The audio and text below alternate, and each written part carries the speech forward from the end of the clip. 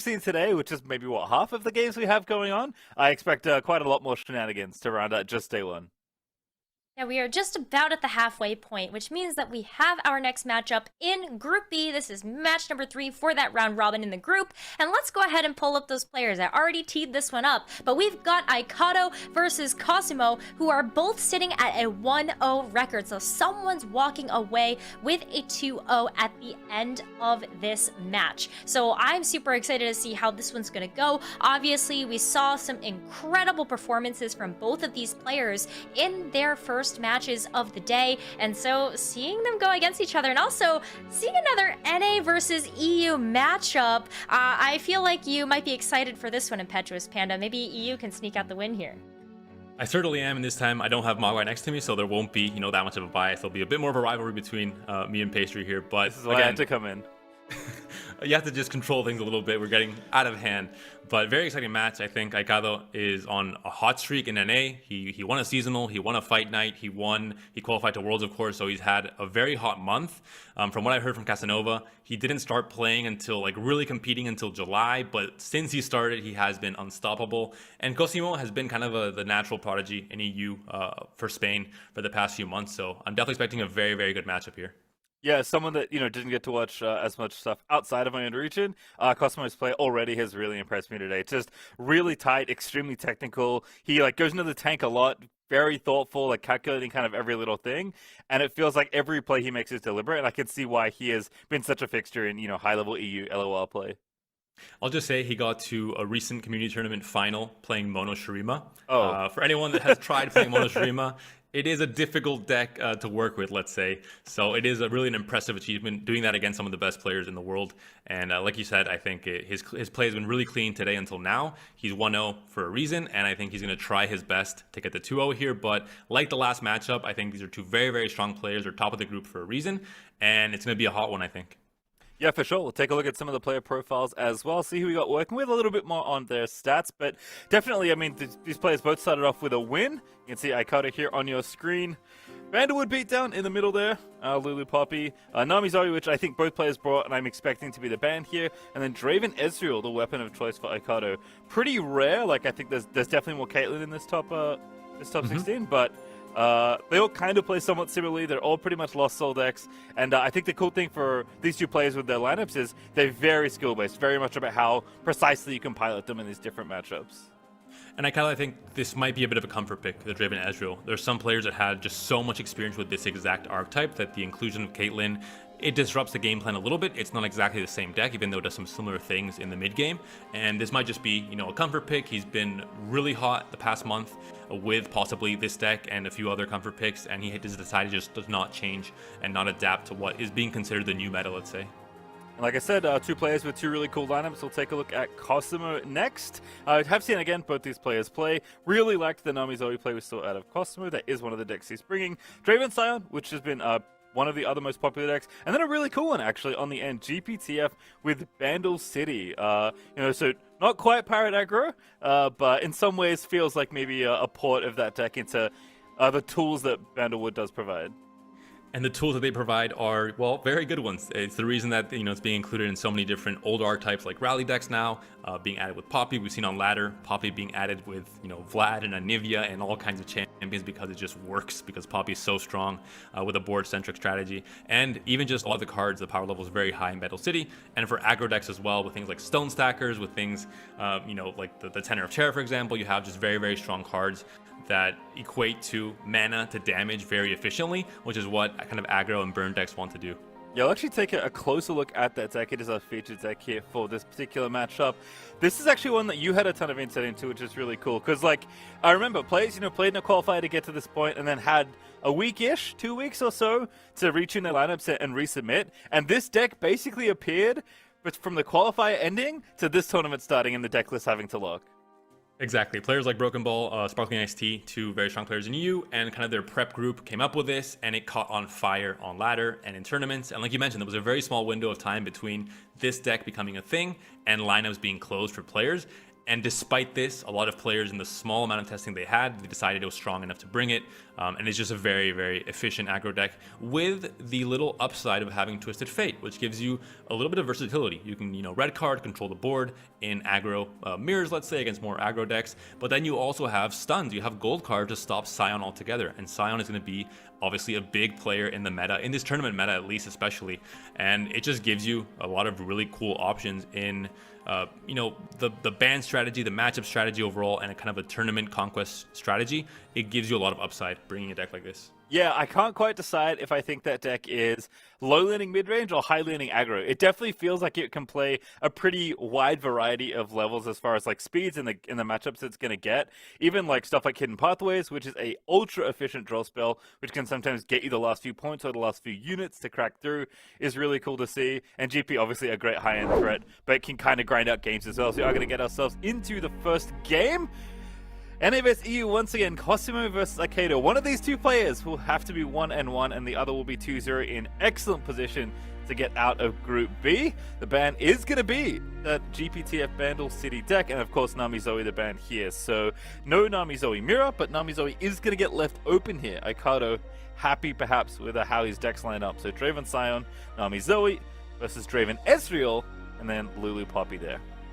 From when I spoke to Cosimo, the insight he gave me going into this match is that he thinks Nami Zoe is the strongest deck in the game, and his game plan was either going to be just ban it basically every time. So if you're going to do that, you might as well build your lineup to be weak against Nami Zoe, knowing that you're going to ban it every single time you see it, so you don't have to face those matchups. And that's exactly what he's done. No surprises here on my side. He leaves the Draven Ezreal and the Lulu Poppy open, and the TFTP being banned is, showing how strong that deck is. It just came into the meta, but still players know to respect it and know that it is very scary into kind of mid-range decks like this Poppy deck and like Draven Ezreal. Yep, I think definitely if perhaps there's some unfamiliarity, even though players were aware of the deck. Like you said, it came out pretty quickly, so there is maybe a little bit of extra value there. But we'll see what happens here. It is going to be Draven Sion to kick things off versus Bandlewood Beatdown on the top side there. Lulu Poppy and all the Bandlewood friends. And this matchup should be quite favored for Cosimo. There's really not a way for you to stop Sion on turn 7. Right. There's maybe a chance for you just to really overwhelm the board early on. We saw, Ural and Arms come up big in games today already with things like Rally as well. But overall, you can match the speed in the early to mid game with this deck for Cosimo, and the top end with Sion is just unstoppable in this matchup. And actually, to slightly correct myself, this is not the Bandle City Demacia version, this is actually Ionia, so we're in Lulu Poppy elusive territory instead. I think this is the first time we've seen Aikado play this deck. I think it might have been banned the other time we had him on stream. So a little bit of a different strategy, but like all Poppy-centric strategies that aren't named Bandletree, and even then, sometimes that deck wants to beat down, you're trying to make your board go wide and then attack, right? Poppy just wants to swing. And the addition of Ionia does change things in terms of what regions can do, because you have access to things like Noblify and Deny, but this is not a deck that's building into that spell denial kind of identity for Ionia. It's just more, elusive units like we're seeing here with Green Knight Duo, and just ways to push damage. This is kind of the old school of, again, Aikado showing that he's really on comfort picks. He didn't adapt to Draven Ezreal into Draven Caitlyn, and he didn't adapt the elusive rally deck into the new Bandle City rally deck. So really showing that he just feels very comfortable on these decks, and he thinks they're strong enough to still compete. Yep, this is Protege. This is one Noblify, kind of in the counterspell arena, and then 6 rallies, 3 pursuits, and 3 golden ages this year. So this isn't so bad, but Draven down, feeling pretty happy, going to crash in for 3. Kaido going to drop down to 17. Poppy looking pretty good on the next attack turn here. And you would think with Ionia there might be a concussive palm, for example, to stop Sion, but it's not the case. You just don't have any of these very defensive spells. Kill them before it kills you. I feel like it's the strategy against Sion with this particular And if you deck. don't make it, then you're in trouble, because Sion is just really an unstoppable train. Yeah, curve topping out at 4 as well, so very low to the grounds here. Poppy at the top, going to come down here, pump up the duo. And the rest of the squad's going to look to get in. Protege feeling pretty good here as well, alongside the Poppy. And mana up for Ranger's Resolve as well. Not that there's actually really anything for Cosimo to do. Just a rummage here. I guess the Whirling Death can interact in combat, but lots of units otherwise. The Whirling Death is the biggest thing here, depending on what the Protege drags and how the trades line up. The Whirling Death is a possibility. You have the mana for it. You have the Axis still. We didn't see a discard on the Axis here either, because I think Cosimo wants to have that versatility if the Ranger Resolve is popped, to still have the +4 attack on Draven. And we're going to see it here. I think we're going to see Axe on Draven, kills a Protege, Whirling Death on the Poppy, and cleans up the board without even dying. Yep. Resolve, of course, pretty good in combat. Or it could maybe trade it off here. But Poppy's still going to buff the team. Getting in for once. Looks like 2-1's going to get in front of Poppy. Green Glade Duo, of course, can't be blocked, so going to deal 4. The double Axe here, that's what I was talking about. You still have the chance to buff twice. It's pretty good. And you have, obviously, the discard synergy to go for it. I mean, to some extent, you're obviously going to maybe mess up your hand a little bit, but with the mana that's available for Aikado, you know exactly what, you're killing Poppy at least. All right, Is it worth it, though? Right. All right, let's see what happens here. Feels like it, but there is another one in hand, as we know. Currently transformed into Poppy's signature Spellkeeper's Verdict. Cosimo, this is definitely something that I appreciate about this player. He's very thoughtful. So he's going to kind of think through everything here before committing a spell to the stack. But yeah, it feels like he's going for it. Yep. No axes needed, because just a trade with the Urchin is going to be enough to take it down. And again, because the Ranger Resolve, there's still mana up, you wouldn't trade into the Protege either, so... Or... Yeah, I guess just the one axe is maybe needed for the Resolve. Yeah, wants to hedge a little.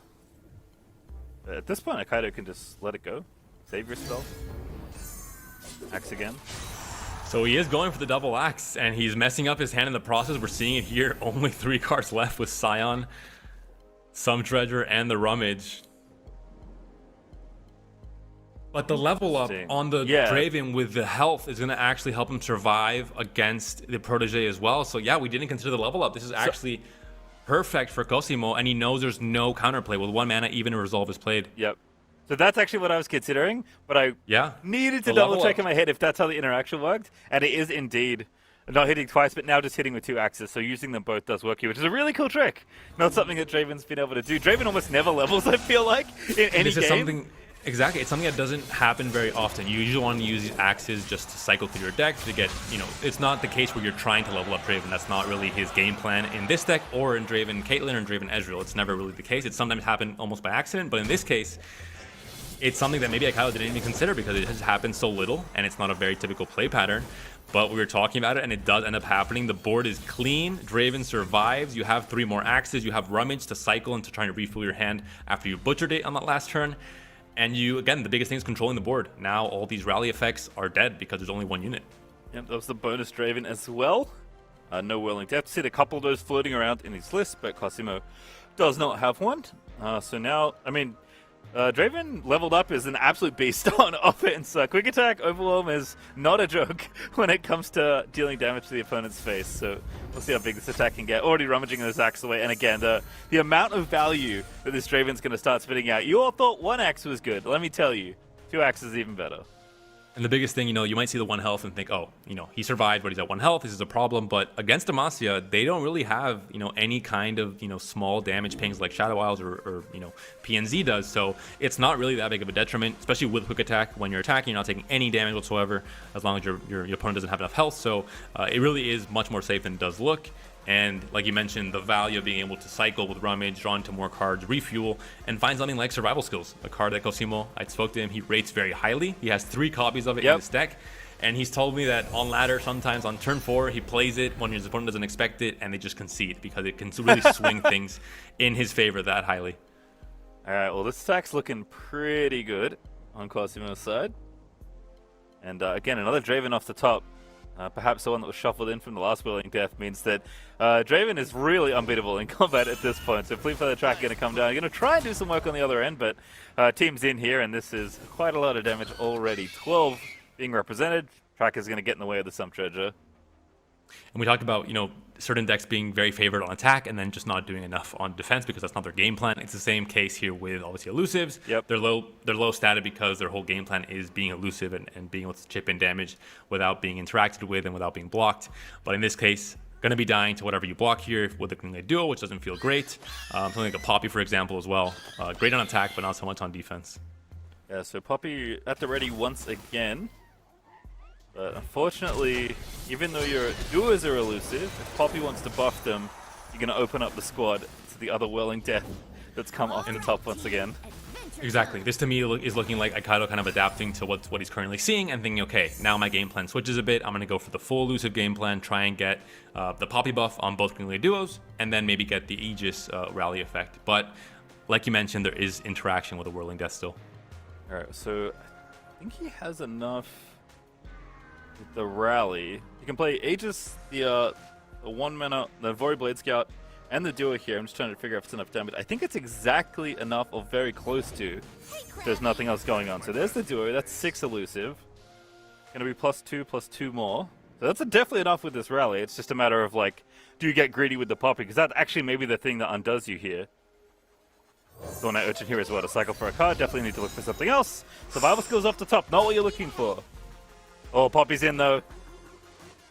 Poppy's in because she has to buff the elusives. I mean, you can't give up that +1/+1, but this opens up obviously the chance for Draven to block and to trade with survival skills, survive the trade with Poppy, and Whirling Death, one of the elusives, to really make the next rally not really work out that well. Yeah. Again, Whirling Death coming up so clutch for Cosimo. I guess wanted to leave Resolve up, right? I think you could have played the other elusive and just swung in and then rallied and tried to only do it with evasive damage, but I guess wanting to leave up mana for Ranger's Resolve perhaps? And Poppy getting in there unfortunately opens this up.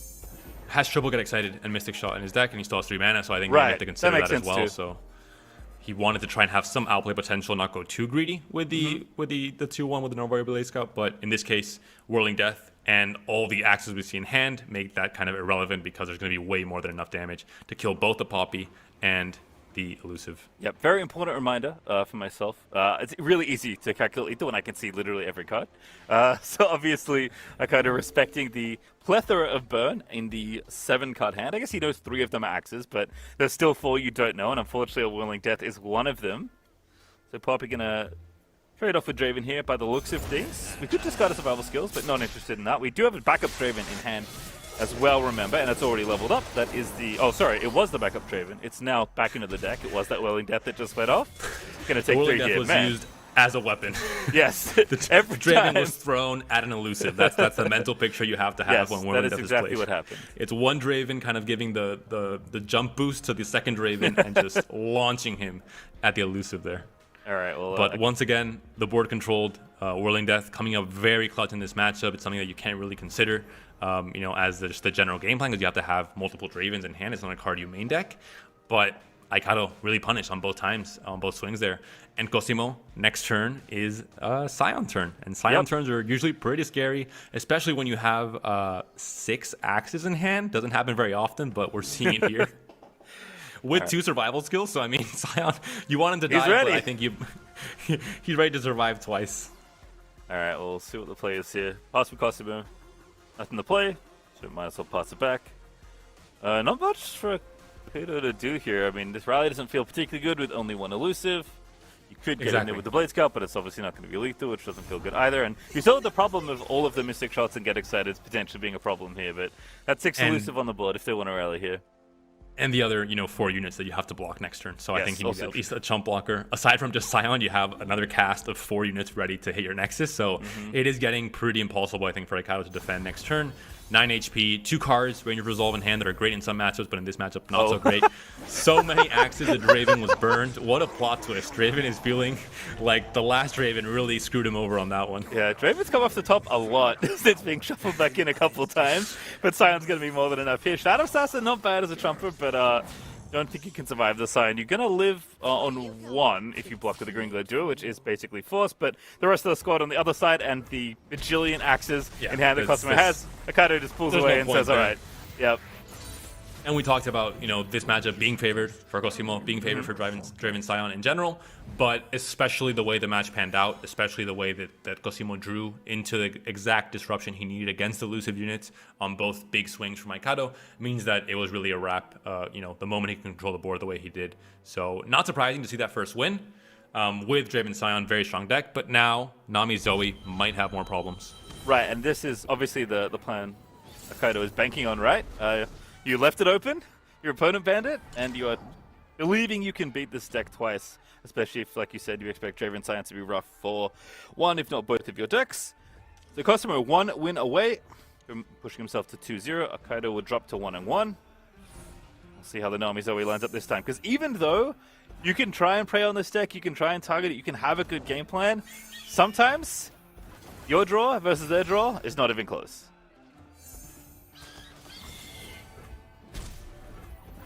Alright, Tracker zooming in. And right Doing away, already. a strong start. You know, Tracker on the one drop. You have a challenger possibly to get, you know, a Zoe or Sparklepie later on. But of course, Cosimo has the perfect start. Double trouble on turn 3. Nami, 2 Namis in hand. So pastry time. I think you've seen a lot of Nami Zoe today already. I have. What are you thinking about this hand for Cosimo right now? It's very good, especially since the Demacia interaction is pretty low. Again, really trying to interact with your face rather than your board in a lot of cases. I mean, this Protege, they can try and get a Nami, but she's got a pretty big butt as far as that toughness goes. So this is looking rough, if I have to be honest. An important clarification to make. Yes, that is her health. Everyone relax. That's Poppy Lulu. I mean, this looks nice, right? You can have a nice big board. Can maybe challenge one of these units and get ahead on board, but unfortunately getting ahead on elusive / Nami stacking is going to be the tough part here. And there's gifts. Going to set up this Nami real nicely. Could possibly, yeah, it's going to be a Crescendum. Okay, so nothing out of the ordinary here. I think this is a matchup that obviously there's going to be a lot of pressure coming in from Aikado early on, and sometimes it's you know, a lot of times it's pressure that you can't really control if you're Cosimo playing Nami Zoe, and obviously the inclusion of Sharp Sight is also a big detriment. Pause there with the attack token, trying to play another spell. It's like, well, I know you have Nami. You kind of really want to play it now, so I don't know. He does want to challenge it probably with Lulu, with the 2-1, and Cosimo doesn't want that to happen. He doesn't want his Nami to die, so he has to respect it and possibly burn his mana. We were talking about these priority passes against Demacia in general, Demacia decks with Nami Zoe, where you have to respect challenger, you have to respect you know, just a lot of different things, and you sometimes don't have to play on Nami on 4. Instead, wait it out, play her on your attack token turn. And like I was saying with Mogwai, just milk her for as much value as you possibly can before her death that you can't really stop. Yeah, I think as fun as it is to have a big Nami turn and go off, most of your opponents, especially at this level, are going to very likely have a plan to deal with, you know, this exact start. So Sparklefly comes down instead. That will get dragged in here. So a nice little trade there for the buffed up Tracker to go in for with the Lulu. And of course, Poppy going to grow everyone else as well. And one card we're looking in hand that I think we have to mention is the Bastion.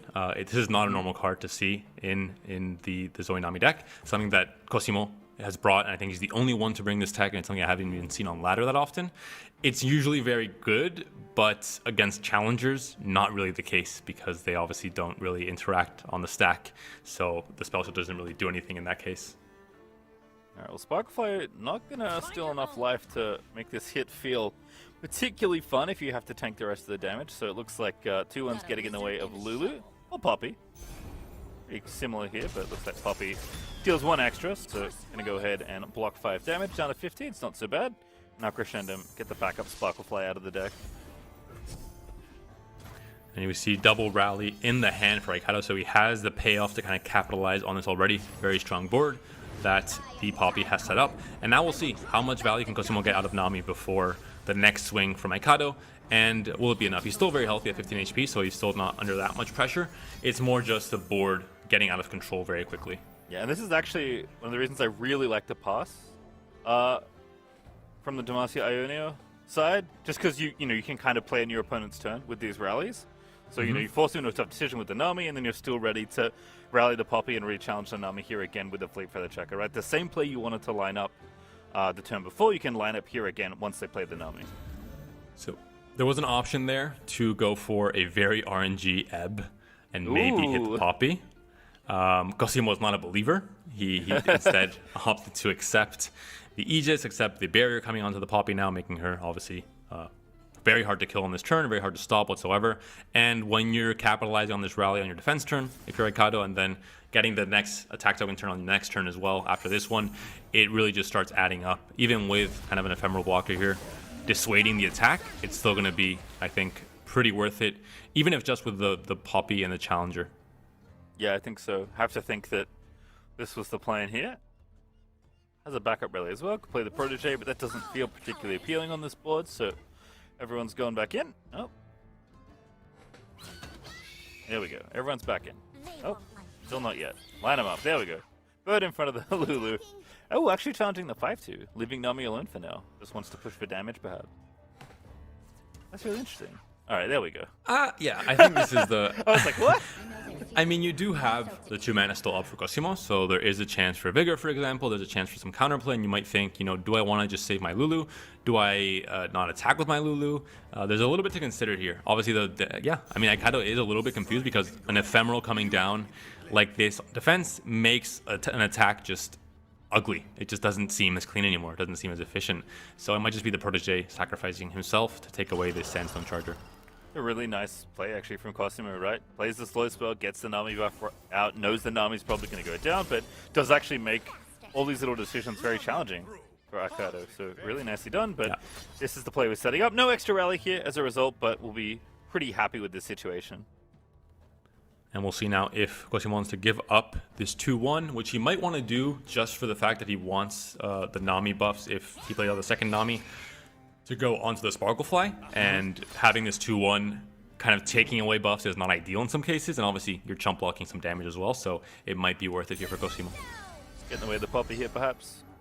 I guess Poppy doing 6 now, Lulu on 5. 1 away now for Lulu to level. I think Poppy also 1 attack away.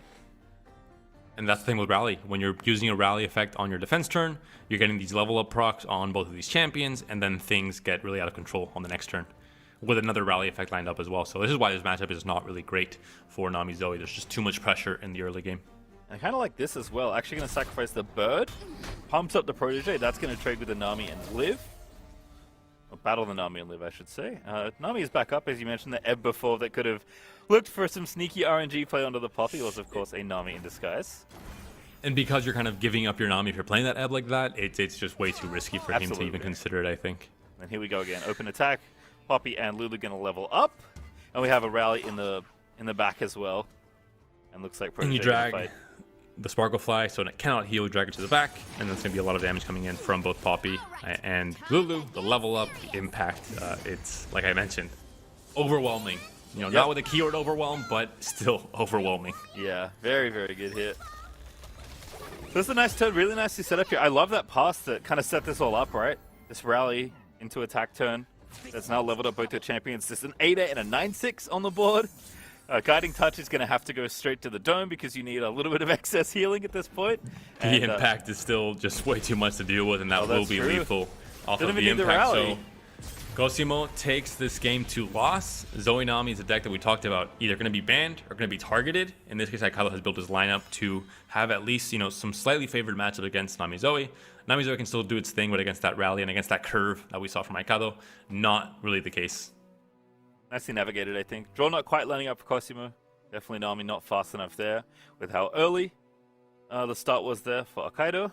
But this is kind of fun. Nami Zoe, one of the biggest decks in the format right now, one of the best decks if you talk to a lot of people, certainly one of the most represented here.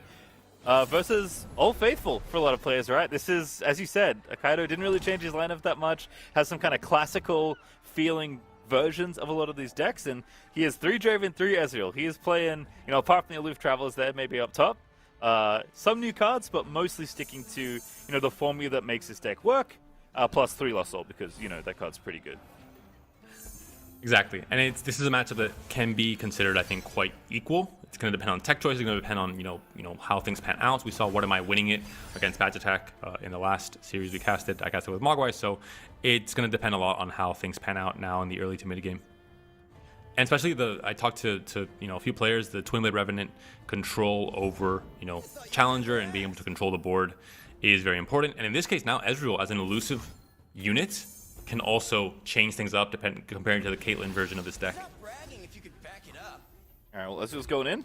Time to get a Mystic Shot. Little double trouble, though, is going to set up this Nami quite nicely. This is kind of the classic of this Nami deck, I feel like. You want to pass 2 turns, float some spell mana, and then play a good 3 mana spell. Turns out double trouble pretty good in these particular regions. And looks like pass back. Doesn't even fire off the shot, wants to save the spell mana instead. In most cases, you're going to have the fleeting Mystic Shot. You can't really resist getting the value of using it and not wasting that card, let's say. But in this case, because the removal is so important on key units like Nami and like Shelly, you can't really just waste your time, let's say, killing off just one of the double trouble units. It's a very nice way to say that. I'd say currently spew off your cards against an opponent where there are such critical units that you have to kill. Exactly. You need all the mana possible to deal with Nami, let's say. All right, so another pass. This is very common, I feel like, in TNZ-esque decks. Aikado definitely feels like he is playing the control role, or at least, especially with how this draw is given up. I mean, that is 6 removal spells and an Arachnid Sentry alongside that Ezreal. And both players burning a lot of their mana there. Like you mentioned, Aikado is in a role that he wants to control the board. He wants to play very reactively. He doesn't want to become proactive with playing on a unit when he needs all that spell mana to maybe answer a bigger threat from Cosimo in this case. So, like you mentioned, going to be very reactive the entire game. And Cosimo will have to be very patient. And we have to, we'll see if he plays out Nami this turn, tries to get a lot of value from her. She will be buffing these Poros, which is not really ideal. You want to normally buff the elusive units. But he might still decide that he hasn't played it out on this turn. Yeah, we'll see. Nami isn't quite a true combo deck, but you do have some very... And, if you wait around long enough as the control player, you might just get killed in one fell swoop. I don't think there's kind of enough gas in the tank, especially with this draw. There are so many units in hand for Cosimo, and not really any ways to redraw much, except for maybe the Burblefish, giving you one extra spell. So, interesting to see how the players navigate here. But again, these are two very great players who definitely know their way around these decks. Looks like Get Excited on the 1/1 is going to kick things off. Interesting. That's lost all someone the asked once me- the Revenant, right? Yeah, again, if someone would have asked me what line would you take there, that would be the last I would imagine. But because you want to have this Twin Blade Revenant enabled, it does make sense because it is obviously you're going to have a challenger. You can, if something comes down on this turn from Cosimo, then Aikado has a response there with the Twin Blade Revenant. And we see this Sparklefly come down right away. For 2 mana, you still have the 3 mana up to play Nami and to buff up this Sparklefly in the process. And now what do you do, right? Because you kind of know that Nami's there. I think Cosimo's going to pass. That play feels pretty straightforward. But do you attack as Aikado if that's the case? Or do you just let the mana kind of waste away again?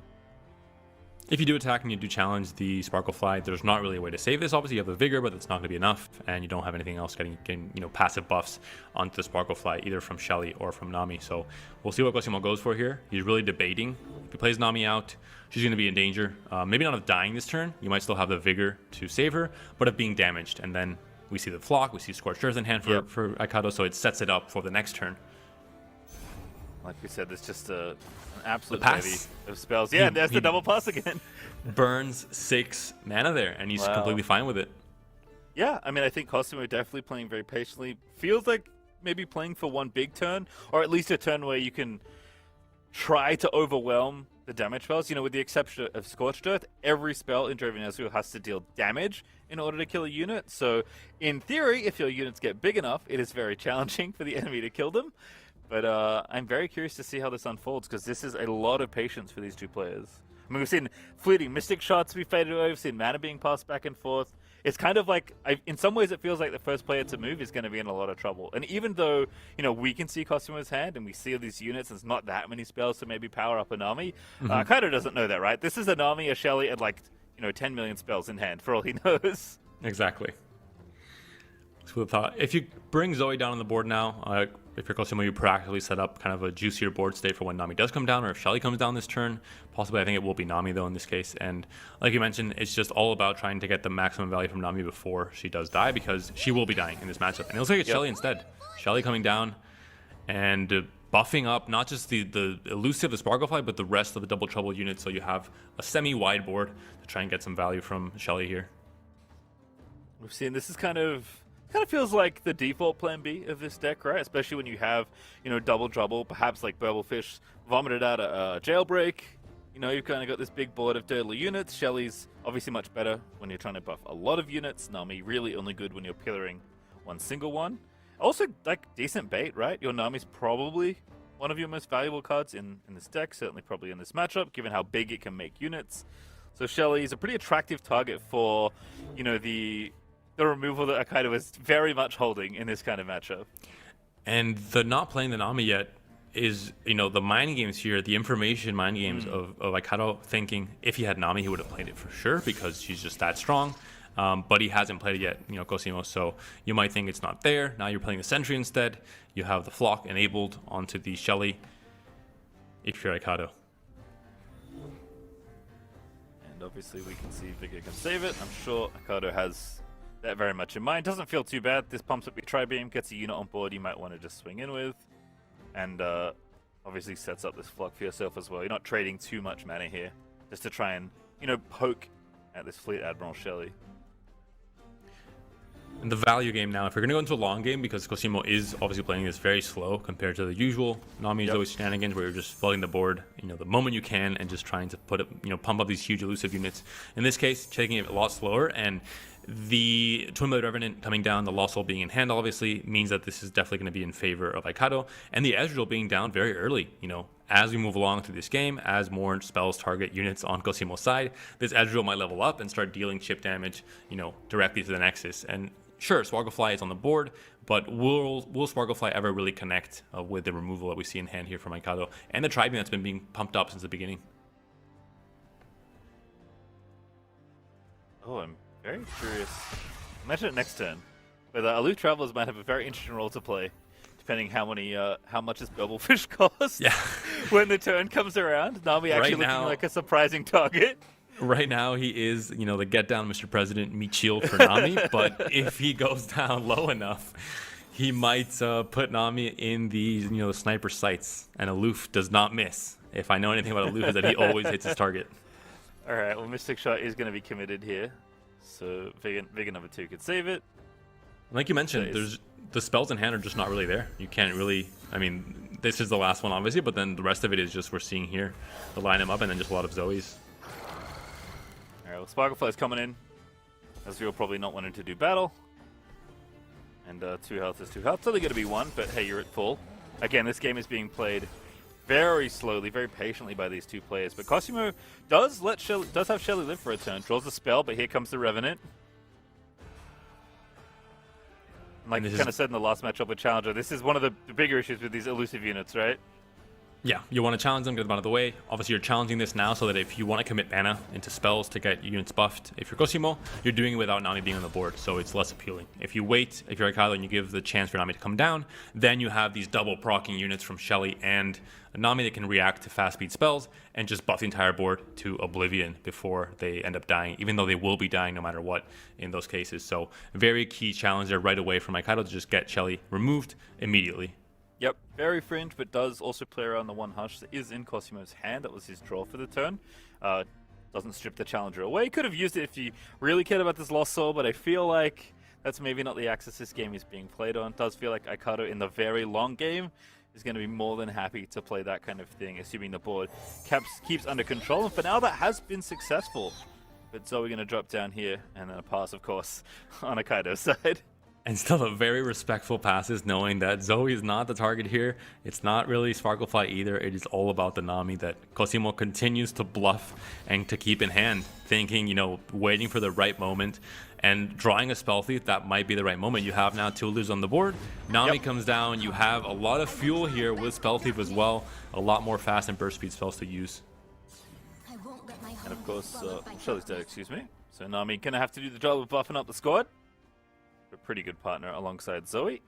And sorry, so now what happens? Because this feels like the turn where players have been like jostling back and forth, been very patient, been very positional, and now like hands are going to empty, and we'll see who's looking good at the other end. All hell breaks loose, and we'll see who the survivors are. You know, Ezreal, I think he's elusive, but he's not the kind of elusive that's going to be, you know, trading favorably with these very buff ones. Right away, Tri-Beam comes down on the perfect 4 mana, getting the trade. Possibly there are some very strong 4 mana units like the Ancient Crocolith 7/7. Like Nami has bouncing deja vu back into board. Tri-Beam once again targeting her, just in case anyone missed it. You know, the replay. You know what? The immediate replay. I didn't know we had that. That's awesome. And there it is now, just trying to pump up everything before she ends up dying here. Spell Thief comes down, Flock not enabled. Mystic Shot can take down the Arachnoid Sentry, but not really the best options. Obviously, you want spells that can really cycle each other for the most part. And in the mirror, it does get really crazy with Spell Thieves onto Spell Thieves. Oh, I bet. In this case, not so much. No one has opted to play the Nami Zoe mirror. Yeah, it's for a reason. It's for a reason. Yeah. You don't, and we don't want to witness that either. So don't jinx it, please. All right, we took the Mystic Shot. I mean, I know Margin Bay is the Mirror Master. We'll see if he wants to play it when we see him play later this week. For now, it is still a very close affair between Cosimo and Aikado. Mystic Shot going to target Ezreal. Tribeam still on the stack. That's at 4. Still launching towards the Nami, and Nami the hands, buffing up the squad before she is felled by the handful of removal here. And the Mystic Shot, of course, with the keg onto the board, is now targeting to kill the Ezreal. If you play your Mystic Shot for some odd reason, if you're Aikado, onto the keg to stop this kill, you still have the 1 mana damage spell fleeting in hand right now for Cosimo. So Ezreal's dead no matter what. There won't be an elusive blocker. There will still be a Mystic Shot that can possibly target the Zoe. But with 3 spell mana up for Cosimo and the chance for something like a Pill Cascade or a Vigor, it is very risky, obviously. All right, well, again, players will think back and forth, but it's like just going to be fine with this trade. Again, cards are getting low as well on the Cosimo side. One more spell they're going to be added to the stack. Mystic Shot on Zoe. I think this is a good read because if there was a Guiding Touch, it would have been used before Nami died and before you accepted the Tribeam because you want to get the full value from Nami. So I think in this case, Aikado knew there was either not a spell that could save or buff a unit like Nami there, or just not a faster burst speed spell. Okay, 4-drop. That's a Interesting medium roll, 4-drop. I guess. It's interesting. Oh, you know what? It makes it spicy. Bubblefish, though. Ooh, jailbreak. It's been a very common one today. Bubblefish has been quite polite, donating the good spells. Zoe's back. There's a Zoe. Beam? Oh, he can't. But when you untap. And the Scorched Earth, you know, we saw the hand early on in the game was just full of removal. That removal has now been wasted. You know, it's done its job. There are still loose on the board. Ezreal has died in the process, so there is still chip damage. That being said, Cosimo has, you know, ran out of a bit of a card advantage in hand. So that might be a problem going forward. He is not running Salvage. We saw some players running Salvage. In this case, he is not running it. Yeah, not running the little... Pill Cascade, though, is a good refill spell. A cycling spell. Team's going in. Still plenty of elusive on board, right? This Sparklefly only got to 4-4, but that's pretty good as far as, you know, trying to win a race goes. Very tough to win races against pumped up Sparkleflies. Looks like spell here going to go to the face, help level up the Zoe eventually. I might as well deal a little bit of extra damage. You are, I think at this point, you have understood maybe throughout the game that even though you did want to play a bit more slowly, at some point you have to kill them, right? You are, I think, at the end of the day, the beatdown in this matchup. And the biggest thing to look at here is that where's the discard synergy? I mean, we're seeing the Lost Soul here, but there's no way to proc this, and this hand is suddenly turned very, very awkward, where Ezreal has been the star of the show, but we're missing, you know, the discard synergy here. We're missing the Draven. Winder can now, though. That's a very good top deck. If we do want to get the Revenant back into play. But yeah, Draven definitely... we saw how good Draven was when Cosimo was piloting that champion. Not the same here for Aikado. Yeah, not just for the Lost Soul, but also for the Boom Baboon to drag a unit out of the way if you're going to try and push for lethal. But I guess still 20 HP for Cosimo. It's been a very slow game, so it's not really the game plan yet for Aikado. Aloof not going to hit much of anything. Hits the Guiding Touch, I guess, you know, kind of irrelevant. All the cards in hand, or all the too many cards in hand, all do kind of the same thing. They're trying to cycle for more cards and get some more spells. If you're Cosimo, you don't want to play them now because there's no Nami on the board and there's no Shelly on the board, so you want to wait if possible and play reactively in this case. One of the few times where possibly both players having to discard on Travelers would have been good. Lost Soul, get in there, out of the hand, but not how the card works. Of course, draws a Thermo Beam, pretty good as well, given that your plan is to basically kill every stupid unit your opponent plays until they run out of cards. Equinox has to be the pick here on the Twin Blade Revenant on Aikado's side.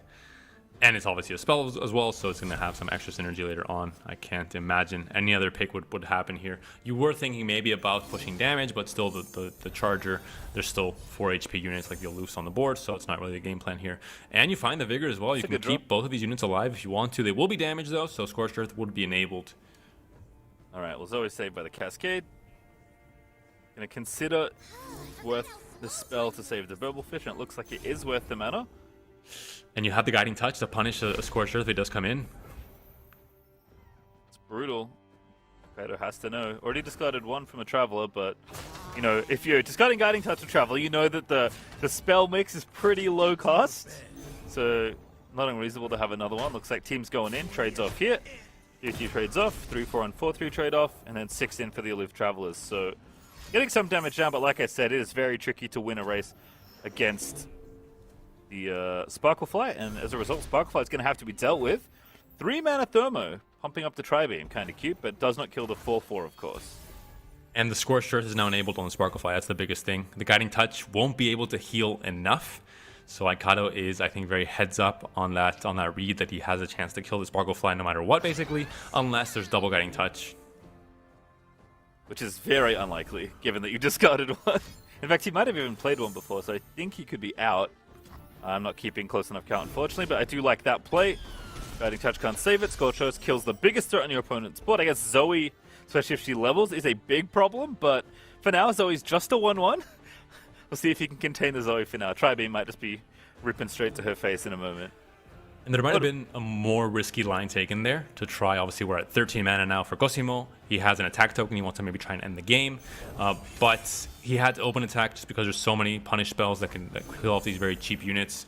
And he knows that he has the Equinox, and the Equinox helps him control the value of this late game and allows him to play into just a longer game without being scared of the Lost Soul getting infinite value.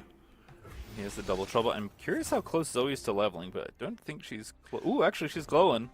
I think it might be 6 or 7 out of 10 right now. She came in at the end of the last turn, and we saw, around 6 or 7 cards played. So a little whiles off, but not too far away. There's Star Chart. Going to be helping out. A second Equinox Crescent Strike is not going to be so great, I think, in this matchup. There's no Scion, obviously, but still going to go for it. Just in case, I think, another challenger comes in. You're trying to just deal damage with elusives at this point. Yeah, if Zoe lives as well, it's a different spell for her, so... It's going to be close, by the looks of things. Again, we had that moment where all the spells just kind of got ripped off, and the boards have now been paired down. Ooh, Thermo Beam, though. Boom Baboon, though, coming in hot. And still no Nami, still no Shelly, so you're missing some key top. They're just going to have a chump blocker here, I think, if you're playing out this jailbreak. You might Guiding Touch first to see what you find, if you maybe have a chance to find a Nami. Couldn't strike first, though. Wants to stop the damage from coming in. That is the other problem. Your units are pretty small. One of them can't block at all. And your opponent's got actually a pretty big board coming towards your face. But yeah, this one Sparklefly with no way to buff it's going to be a tough ask to keep you alive against the incoming units, let alone, the removal that we assume is coming in. And there it is. The Tri-Beam for 3 onto that Zoe. Should be more than enough to pick her off here. Even Vigor's not going to save her if Cosimo had another one. Archivist, just a vanilla 3/3 body in this case about the play effect, so not anything too exciting, but still another unit on the board that can attack, and the jailbreak here being used just to really try and have a blocker. Even if it's just a chump blocker that won't trade, like we see here, I guess you can kill off the Boom Baboon in this case, but just mitigate some damage and hope for the correct top deck from the natural draw or from the Guiding Touch on the next turn. And I assume again we're still looking for the namesakes of this deck, the Shellys, the Namis. Try and get it going. Sparklefly down. That's the target you want to buff up if you can. Some Dredge are going to go ahead and hit the Chompers. And the fuel's back. The fuel's running out for both players. Oh, the Rummage pickup is actually fairly relevant here for Aikado. He can just get it away. And the Shelly is kind of massive here, but not really enough spells to do much of anything in this case. Feels a touch late. Make it rain. Just a spell really doesn't feel like it's going to be able to push all that much damage. Dude, there is 6 elusive power on the board right now. I think the Tri-Beam is actually at 3. Also this one, possibly, or maybe just at 2. Rummage Maybe the first, Rummage on everything. Away. Might not be high you enough. Find the Mystic Ezreal Shot? and you find the Mystic Shot. 2 pretty great cards here. The Ezreal, I'm going to assume, is definitely leveled up in this case, as we see here. It's been a long game. A lot of spells have been targeted at the units for Cosimo. All right, Now you have an elusive blocker. Shelly can... Yeah, I think, actually, ironically, that's kind of the best stat Ezreal's bringing. It's a 2 for elusive blocker. Not usually what we pride him for, but going to be pretty relevant here. And this can definitely be part of, the reason why Aikado decided to still bring Ezreal. He is offering a bit of a different game plan against Zoe Nami compared to just the Draven Caitlyn. Alright, well, squad's coming in. Sparklefly's staying home. Ezreal's going to go ahead and run interference with Shelly. And Bubblefish will be left unchecked. There is one spell's already been played, so this Make It Rain will buff the team. I think there's kind of a standoff here between who plays their spell first. No one's going to blink. And I think Aikado's just going to leave the Mystic Shot up and the Shelly on 1. Oh no. Goes right on the Sparklefly. Wants to get rid of the healing, and now the Make It Rain, hoping to hit the Ezreal, but misses. Hits the Nexus, but does not kill the Ezreal. Now the Ezreal is going to just still deal more damage to the Nexus here with the chip damage, and both players now quite low. But Cosimo, I don't think he has the ability to burn. That's not the rip you're looking for. Bastion, not going to be it here, and he did play 2 spells, but Shelly was drawn by that Guiding Touch, so not able to trigger and save the Sparklefly. This board's going to be big. Aikado just kind of running through the list. Like, what do you have? What could you possibly have drawn that gets you out of this? And it just opens. Doesn't even want to play the Draven right now. And this is a game where you have to think, is it incorrect to not run salvage? Is it, the topics were terrible for Cosimo, but Cosimo ends up taking the loss here in Game 3. Aikado continues to his very hot streak throughout this past month in Runeterra, gets a big win against a powerhouse player from Europe. And it shows the comfort picks are proving to be what Aikado needed. He made the right decision and still pushing through with this group stage. What an exciting series, and also a long one. I think that might have been the longest match that we've had for all of our matches thus far in the first half of the day. Exciting, especially knowing that, the matchups were a little touch and go for a bit, especially in game number 3. I felt like it was just so back and forth. But Impetuous Panda, what was your kind of thoughts on the match overall? I think the biggest thing was players, both of them playing just very slowly. Both of the players really, playing very reactively, trying to really go for the long-term game. But Cosimo was let down by his top decks in the last 3, 4, or 5 rounds. No Nami, no Shelly, no way to make use of all the burst speed spells he had, like the super cool star charge, like the Pill Cascade as well, and just not enough of a board to really close it out, even though his opponent was at 8 to 9 HP for the last few turns. And in the end, the long-term game was won by Draven Ezreal, which is something that we've all experienced before on ladder, so I'm not too surprised to see it happen here, especially with Lost Soul in the mix as well. Yeah, I think excellently navigated by both players, to be honest. I just love seeing how patient the players are willing to be. You said it's the longest series you've had. That doesn't surprise me at all, given the pace of play between these two players, and it's certainly with their approach to the matchup that makes sense. But yeah, it does feel like this is one of the things that feels bad when you bring a deck as powerful as Nami Zoe. Sometimes the pieces don't come together, you get outground, and there's just nothing you can really do. Yeah, it really felt like Cosimo kind of ran out of resources at the end there, but patience is rewarded. So Aikado is going to be taking the win, coming up 2-0 for Group B. Let's go ahead and pull up the standings, though, so you can get an idea of where we sit at halftime for today. What Am I and Aikado both leading their groups at a 2-0 flawless record for today. But there's still so much more that could be shaken up for the standings. Even though Badge Attack and Cosimo are both sitting at 1-1, we have no idea how these groups are actually going to shake out, especially knowing that the top 2 players from each group will be moving on to our final day on day 3. That's what all players are playing for right now, pastry time.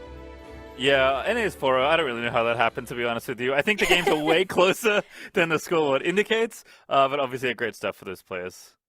Yeah, absolutely. I think all of the matches have been pretty close, except for that Cosimo 2-0 that we saw earlier today. But we are going to be taking a quick break, and when we come back, we're going to have match number 7.